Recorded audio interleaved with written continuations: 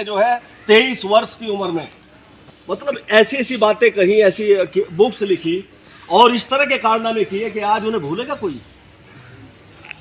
तो उनकी एक परिकल्पना थी कि एक दिन देश आजाद होगा, जिस दिन देश आजाद होगा उस दिन किसानों को उनकी फसलों के लाभकारी मूल्य मिलेंगे, किसानों की समस्याएं हल होंगी, हमारे बेरोजगारों को रोजगार मिलेगा, हमारी हेल्थ और एजुकेशन की व्यवस्था सुधरेगी और हमारे सपनों का भारत होगा। यानी कि सुभाष चंद्र बोस के सपनों का भारत होगा, मतलब चंद्रशेखर आजाद के सपनों का भारत होगा, शहीद भगत सिंह के सपनों का भारत होगा, और आज अडानी अंबानी के सपनों का भारत लगता है मुझे। तो वही है सर, आज मुझे तो नहीं लगता है कि उन हमारे क्रांतिकारियों का, उन शहीदों का सपनों का भारत है। तो सबसे जरूरी तो हमारे लिए, मैं बहुत शॉर्ट में करना चाहता हूं वरना मैं कई घंटे बोल सकता हूं, क्योंकि मैं चौधरी चरण सिंह जी की मावलंकर हाल में भी उन्होंने मुझे कहा भगत सिंह वर्मा को जरूर बुलवा दो यार, गन्ने में बहुत बात कर रहे हो। मुझे उन्होंने भी बुलवा, वो जरूरी नहीं कि आप लोग उस समय भाई कुछ हमारे बुजुर्ग रहे होंगे, मुझे ना जानते हो, मैं नौजवान सा तो मेरे बुढ़ापा लिया, मान नहीं रहा हालांकि मैं। तो आप ये समझने की कोशिश करिए कि जिस तरह के आज हालात हैं देश या प्रदेश के, उसमें हम और आप सब लोगों का फर्ज बनता है, क्योंकि छोटा राज्य है, हमारा आपको चाहिए। दिल्ली में बैठे किसी नेता को बने ना बने हुए तो एमपी बन जाएंगे, राज्यसभा में चले जाएंगे, मिनिस्टर बन जाएंगे। इस बार अखिलेश मुख्यमंत्री नहीं बने, दूसरी बार बन जाएंगे या कोई और बन जाएगा। ये हमारी आपकी आवश्यकता है। और मैं दावे से कह सकता हूं कि जिस दिन ये छोटा राज्य होगा, जिस दिन ये 26 जिलों का और 6 मंडलों का छोटा आपका राज्य होगा, नाम कुछ भी रख ले, नाम तो क्या विवाद है, नाम से कोई वो नहीं। जिस दिन ये छोटा राज्य होगा, मैं दावे से कह सकता हूं कि ये दुनिया का सबसे रिच राज्य होगा। यहां पर कैपिटा इनकम कतर, आज दुनिया में कतर देश ऐसा है जहां पर कैपिटा इनकम दुनिया में सबसे ज्यादा है। पश्चिमी उत्तर प्रदेश के व्यक्ति की सबसे पर कैपिटा इनकम ज्यादा होगी। यहां शिक्षा और चिकित्सा दुनिया में पहले नंबर की होंगी। और आज कहां है, आज तो हम अपने बुजुर्ग को ले जा मेरठ तक, वहां लूट लें हमें, आनंद हॉस्पिटल में, जो भी और हॉस्पिटल है, और हमारी स्थिति बहुत खराब है। तो कुल मिला के मैं ये कहना चाहूंगा कि छोटे राज्य में आप लोग जो हैं, आप लोग अपना काम समझते हुए इकट्ठा होकर इस लड़ाई को लड़ें। जहां तक कर्नावल में मैं एक बार पहले आया किसान यूनियन के दौर में, शायद वो 90 में समय तो भूल गया साल कौन सा रहा होगा, 90 के आसपास में आया, किसी बीच से में हमने चाय पी थी, नाम उनका भी नहीं भूल भाल गए। उस समय इतने मोबाइल और ये भी नहीं था कि भाई आज तो मोबाइल में सारा मामला है। और मैं अच्छी तरह से जानता हूं कि कर्नावल पश्चिम उत्तर प्रदेश का इससे बहादुर गांव, इससे बहादुर लोग, इससे समझदार लोग, यहां से ज्यादा अवेयरनेस शायद ही किसी गांव में हो। क्योंकि मैं पश्चिम उत्तर प्रदेश के बागपत का तो शायद को उसका ये रहा कि कहीं ना कहीं सरकार की गलत नीति के कारण हम लोग फंसे।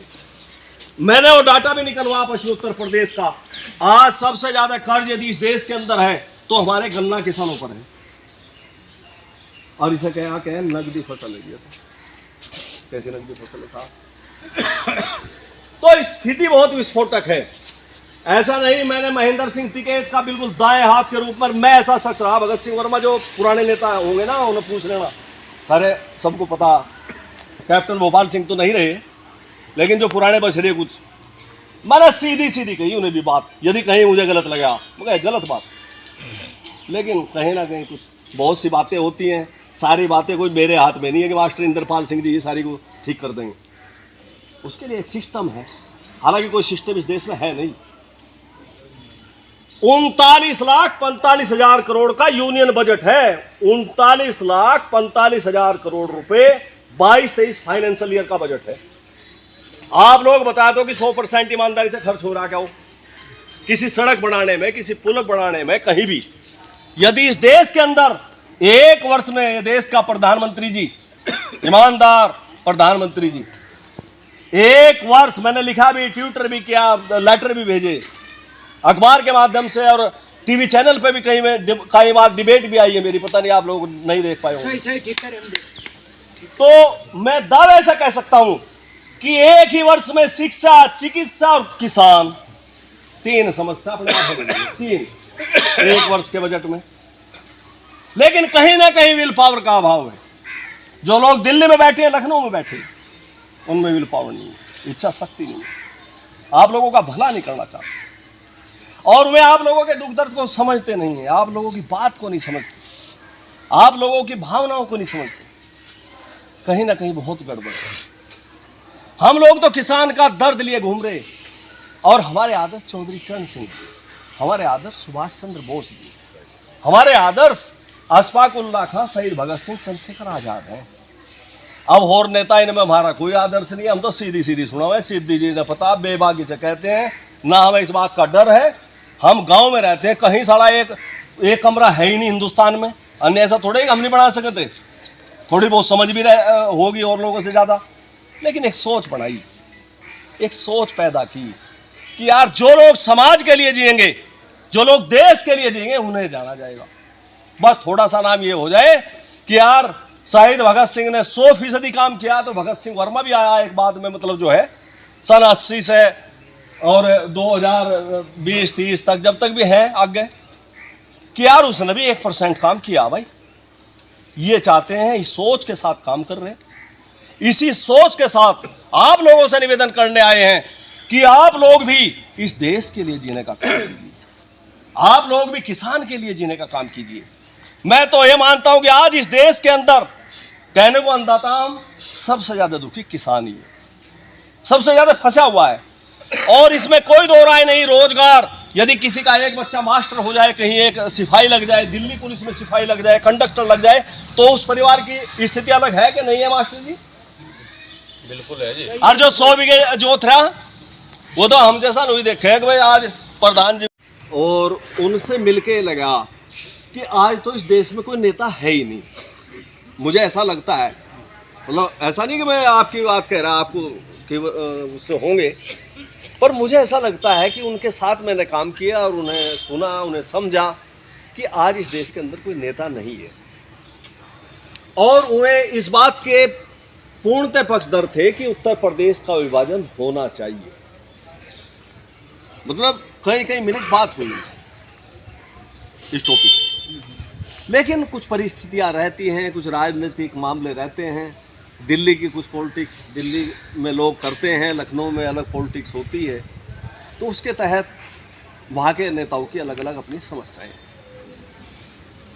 तो हम लोगों ने सन 86 तक हम लोग जो है चौधरी साहब के साथ रहे, लोकदल में काम किया अनेक पदों पर भी। उसके बाद भारतीय किसान यूनियन का उदय हो गया इस देश के अंदर 31 मार्च 1987 को। तो चौधरी साहब उस समय बीमार थे, और अचानक ही चौधरी अजीत सिंह जी भी आगे राजनीति में, हालांकि चौधरी साहब तो उस पक्ष में नहीं थे। तो हम लोगों ने फिर 31 मार्च 1987 से मैं भारतीय किसान यूनियन में रहा टिकैत जी के साथ, और सबसे पहला जिला अध्यक्ष में होता था सहारनपुर हरिद्वार, जब एक ही जिला होता था। उसके बाद वहाँ प्रदेश संगठन मंत्री रहा। उसके बाद 1996 में जो पार्टी बनाई भारतीय किसान कामगार पार्टी, आप लोगों ने शायद कुछ ने पढ़ा हो या नहीं, उसमें जो है, हालांकि मैंने उस समय मैं पक्ष में नहीं था, मैं तो 87, 88, 89 तक उन्होंने कहा कि पॉलिटिकल विंग बना लो, उन्होंने नहीं बनाई, फिर मैं चुप हो गया। 96 में उन्होंने पार्टी बनाई भारतीय किसान कामगार पार्टी, उसमें हम 5 लोग थे, कैप्टन भोपाल सिंह थे, भानु प्रताप सिंह थे, मैं था, ठाकुर पाल सिंह थे, ताराचंद शास्त्री। हम लोगों ने पार्टी बनाई, चौधरी अजीत सिंह जी को कांग्रेस में से लाने का और उनका अध्यक्ष बनाने का भारतीय किसान कामगार पार्टी का हमारा बहुत रोल उसमें रहा। हम लोगों ने कहा जी कोई राजनीतिक पार्टी आज इस देश के अंदर किसानों की बात नहीं कर रही, देश की बात नहीं कर रही, नौजवान की बात नहीं कर रही, रोजगार की बात नहीं कर रही, तो आप कम से कम, कांग्रेस में आपको महत्व नहीं दिया जा रहा, मंत्री तक नहीं बनाएगा उस समय।